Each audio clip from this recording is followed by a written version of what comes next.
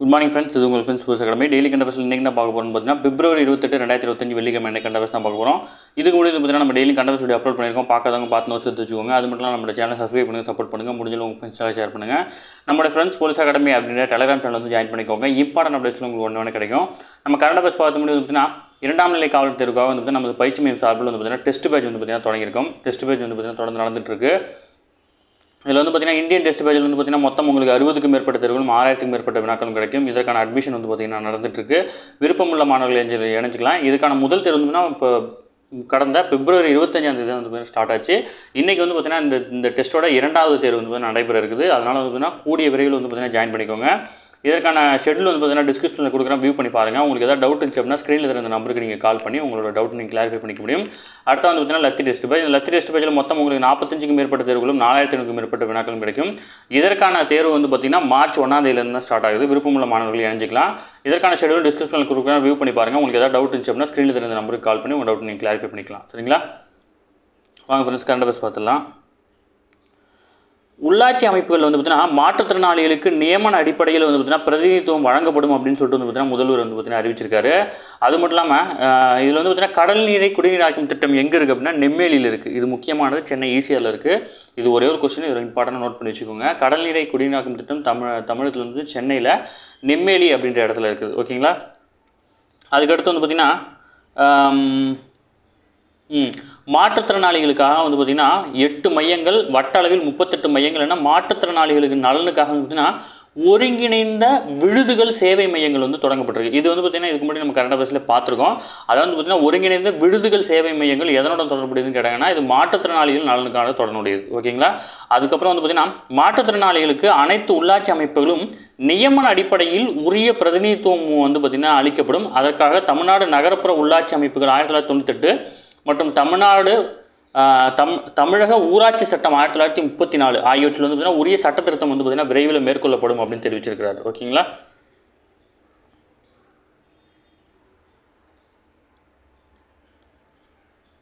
நம்ம exam point of வியூவில் பார்த்தா போதும், எல்லாத்தையும் பார்க்க தேவையில்ல. அடுத்தது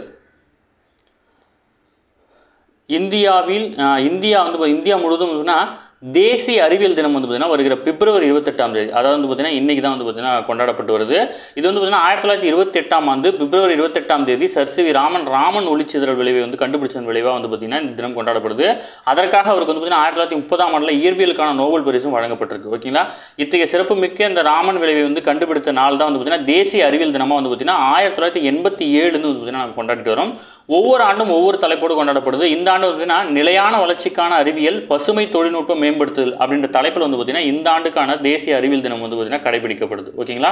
முக்கியமான கொஸ்டின் இது. உங்கள் ஸ்கூல் புக்கில் தமிழ் புக்கில்லாம் இது அப்படியே கொடுத்துருப்பாங்க. இந்த லைன் அப்படி தமிழ் புத்தகத்தில் இருக்கும். பட் வந்து பார்த்தீங்கன்னா இந்த அறிவியல் தினம் என்னையிலேருந்து கொண்டாடுறோன்றது அந்த புக்கில் இருக்காது. 1987 தான் வந்து பார்த்தீங்கன்னா இந்த தேசிய அறிவியல் தினத்தை வந்து பார்த்தீங்கன்னா நம்ம கடைபிடிச்சிட்டு வரோம். அடுத்து ஆதரவற்ற மனநோயாளிகளுக்கான செயல் திட்டம் வந்து பார்த்திங்கன்னா வெளியிட்டிருக்காங்க. இதில் வந்து பார்த்திங்கன்னா மனநலம் பாதிக்கப்பட்டவர்களுக்கான கொள்கை செயல் திட்டம் 2024 அப்படின்னு ஒன்று வந்து புதுசாக உருவாக்கிறாங்க. இதன் கீழ் வந்து பார்த்திங்கன்னா வழங்கப்படும் சேவை பிரிவுகள் வந்து 4 வகையாக வகைப்படுத்தப்பட்டிருக்கு. அதாவது குடும்பங்களின்றி சுற்றித் திரியும் மனநோயாளிகளை மீட்டு அவங்களுக்கு வந்து அவசர சிகிச்சை அளித்தல், இடைநிலை கவனிப்பு அளித்தல், தேவைப்படுவதற்கு நீண்டகால பராமரிப்பு வழங்குதல், சமூகத்தில் மீண்டும் அவர்களை ஒருங்கிணைத்தல், இந்த 4 பிரிவுகளின் கீழ் வந்து பார்த்திங்கன்னா இந்த சேவை திட்டம் வந்து பார்த்திங்கன்னா வெளியிடப்பட்டிருக்கு. ஓகேங்களா? அடுத்தது தங்க அட்டை குடியுரிமை திட்டத்தின் கீழ் வந்து பார்த்திங்கன்னா இந்தியர்களை அமெரிக்க நிறுவனங்கள் பணியமர்த்தலாம் அப்படின்னு ட்ரம்ப் வந்து பார்த்திங்கன்னா சொல்லியிருக்காரு. புதிதாக வந்து பார்த்திங்கன்னா தங்க அட்டை குடியுரிமை திட்டத்தை வந்து பார்த்திங்கன்னா அமெரிக்கா வந்து பார்த்திங்கன்னா கொண்டு வந்திருக்காங்க. இது வந்து பார்த்திங்கன்னா BE5 அப்படின்ற வெளிநாட்டு புலம்பெயர் முதலீட்டாளர் நுழைவு விசை, அதாவது ஒரு விசாவுக்கு பதிலாக வந்து பார்த்திங்கன்னா இதை மாற்றி கொடுத்துருக்காங்க. இதில் வந்து பார்த்திங்கன்னா முக்கியமாக வெளிநாட்டைச் சேர்ந்த பணக்கார முதலீட்டாளர்கள் மற்றும் அமெரிக்காவில் தொழில் தொடங்க ஊக்குவிக்கும் வகையில் வந்துன்னா புதிய தங்க அட்டை திட்டம் வந்து பார்த்திங்கன்னா அறிமுகப்பட்டிருக்கு. இந்த தங்க அட்டை திட்டத்தினுடைய விலை வந்து பார்த்திங்கன்னா 43.59 கோடி ரூபாய். ஓகேங்களா? $5 மில்லியன் வந்து பார்த்திங்கன்னா நிர்ணயிக்கப்பட்டிருக்கு. அடுத்து வந்து பார்த்திங்கன்னா சுங்கத்துறை GST அதிகாரிகளுக்கு வந்து பார்த்திங்கன்னா கைது அதிகாரம் இருக்கிறதா வந்து பார்த்திங்கன்னா உச்சநீதிமன்றம் வந்து பார்த்திங்கன்னா உறுதி பண்ணியிருக்காங்க.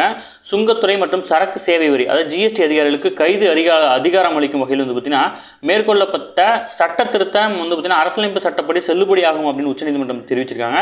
இதில் தலைமை நீதிபதி சஞ்சீவ் கண்ணா, நீதிபதிகள் M.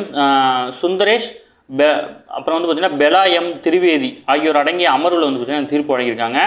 1944ஆம் ஆண்டு சுங்க சட்டம் மற்றும் மத்திய கலால் சட்டத்தின் கீழ் கைது நடவடிக்கை மேற்கொள்ளும் முன் குற்றவாளி நடைமுறை சட்டப்படி வந்து பார்த்தீங்கன்னா குற்றவியல் நடைமுறை சட்டப்படி நீதித்துறை நடுவரிடமிருந்து வாரண்ட் பெற வேண்டும். ஓகேங்களா. கடந்த 2011ஆம் ஆண்டில் உச்சநீதிமன்றம் தீர்ப்பளித்தது.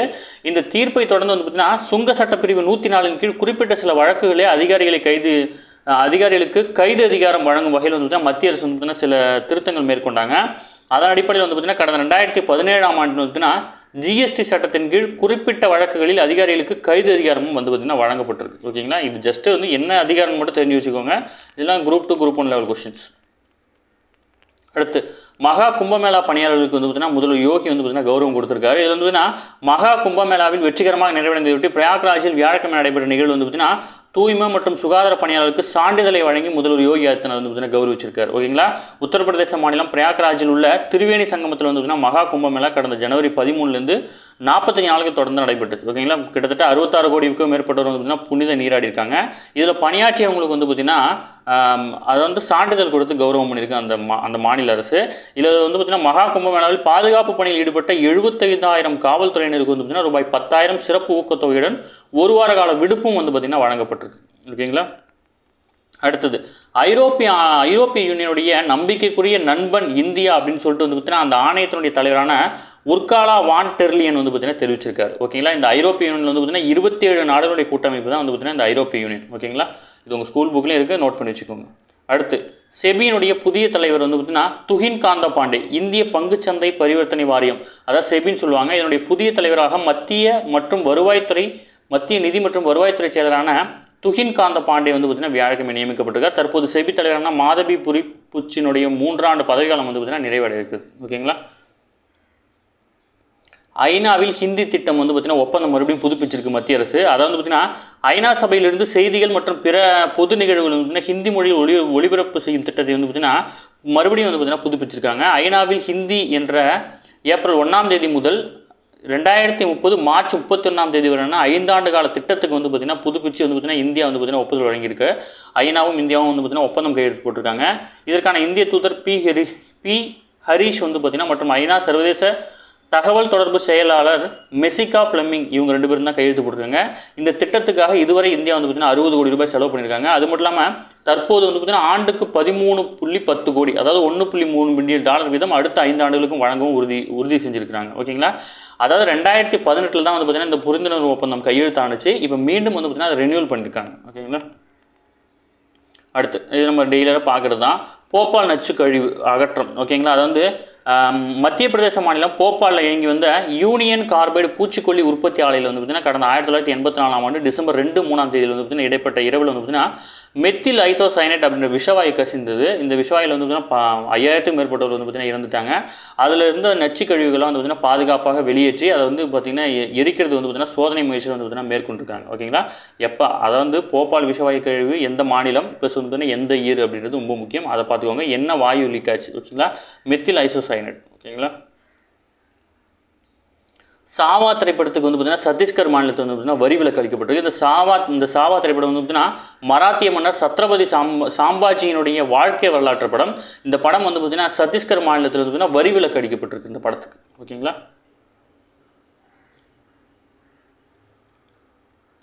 அடுத்து கடந்த 2013ஆம் ஆண்டில் இந்தியாவின் தனிநபர் நுகர்வு வந்து பார்த்தீங்கன்னா $1 லட்சம் கோடி இருந்துச்சு. தற்போது 2024ஆம் ஆண்டில் சுமார் 2 மடங்குக்கும் மேலாக அதிகரித்து 2.1 லட்சம் கோடியாக இருக்குது. ஓகேங்களா. இதன் மூலம் இந்திய தனியார் நுகர்வினுடைய ஆண்டு கூட்டு வளர்ச்சி வீதம் வந்து பார்த்தீங்கன்னா அமெரிக்கா, சீனா, ஜெர்மனியை விட அதிகமாக 7.2% இருக்குது. ஓகேங்களா. இந்த போக்கு நீடிச்சுன்னா வந்து பார்த்தீங்கன்னா 2026ஆம் ஆண்டுக்குள் உலகின் 3வது பெரிய நுகர்வோர் சந்தையாக வந்து பார்த்தீங்கன்னா இந்தியா உருவெடுக்கும் அப்படின்னு வந்து தெரிவிச்சிருக்கிறாங்க. ஓகேங்களா. இது ஜஸ்ட் ஒரு டேட்டா தான், தெரிஞ்சுக்கோங்க. ஓகேங்களா. ஓகே ஃப்ரெண்ட்ஸ், இன்னைக்கு கரண்ட் அஃபேர்ஸ் அவ்வளோதான். தாண்டி இது மாதிரி கேட்க வாய்ப்பில்லை. டெய்லி கரண்ட் அஃபேர்ஸ் டெய்லி பார்த்துருங்க. அப்போ தான் மந்த்லி வீக்லி படிக்கும்போது உங்களுக்கு ஈஸியாக இருக்கும். நம்ம சேனலை சப்ஸ்கிரைப் பண்ணுங்கள், சப்போர்ட் பண்ணுங்கள். முடிஞ்சளவு உங்கள் ஃப்ரெண்ட்ஸ்லாம் ஷேர் பண்ணுங்கள். நம்மளோட ஃப்ரெண்ட்ஸ் போலீஸ் அகாடமி அப்படின்ற டெலிகிராம் சேனல் வந்து ஜாயின் பண்ணிக்கோங்க.